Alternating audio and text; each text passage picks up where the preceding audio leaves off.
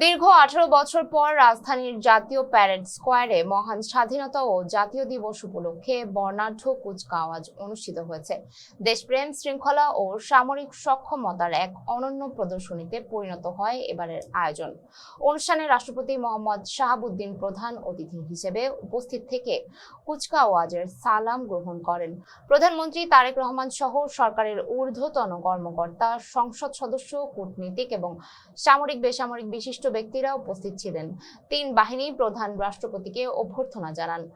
মুক্তিযুদ্ধ বিষয়ক মন্ত্রণালয়ের পৃষ্ঠপোষকতায় এবং সশস্ত্র বাহিনী বিভাগের তত্ত্বাবধানে বাংলাদেশ সেনাবাহিনীর 9 পদাতিক ডিভিশনের ব্যবস্থাপনায় এই কুচকাওয়াজ অনুষ্ঠিত হয়। এতে বীর মুক্তিযোদ্ধা, সশস্ত্র বাহিনী, আধা সামরিক বাহিনী এবং ফায়ার সার্ভিস ও সিভিল ডিফেন্সের সদস্যরা অংশগ্রহণ করেন। কুচকাওয়াজে সর্বমোট 25টি কন্টিনজেন্ট অংশ নেয় এবং রাষ্ট্রপতিকে সালাম প্রদান করেন। সুসজ্জিত সামরিক যানবাহনে বীর মুক্তিযোদ্ধাদের অংশগ্রহণ ছিল অনুষ্ঠানের অন্যতম আকর্ষণ, যা পুরো আয়োজনকে বিশেষ তাৎপর্যপূর্ণ করে তোলে। এছাড়াও আধুনিক সমরাস্ত্র প্রদর্শন, আকাশপথে বিভিন্ন বাহিনীর ফ্লাই পাস এবং প্যারা কমান্ডোদের দুঃসাহসিক ফ্রিফল জাম্প দর্শকদের মুগ্ধ করে।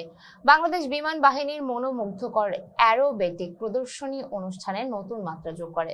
অনুষ্ঠানটি বাংলাদেশ টেলিভিশন ও বাংলাদেশ বেতার সহ বিভিন্ন গণমাধ্যমে সরাসরি সম্প্রচার করা হয়। পাশাপাশি রাজধানীর বিভিন্ন স্থানে মুক্তিযুদ্ধের ইতিহাস তুলে ধরতে ব্যানার ও বিলবোর্ড স্থাপন করা হয়। দীর্ঘ বিরতির পর এই আয়োজন দেশের মানুষের মধ্যে নতুন করে স্বাধীনতার চেতনা জাগ্রত করেছে এবং জাতীয় ঐক্য ও গৌরবের উজ্জ্বল দৃষ্টান্ত স্থাপন করেছে। এতক্ষণ সঙ্গে ছিলাম আমি সুমাইয়া হক তন্নি। ফেসবুক পেজে সাথে থাকার জন্য ধন্যবাদ।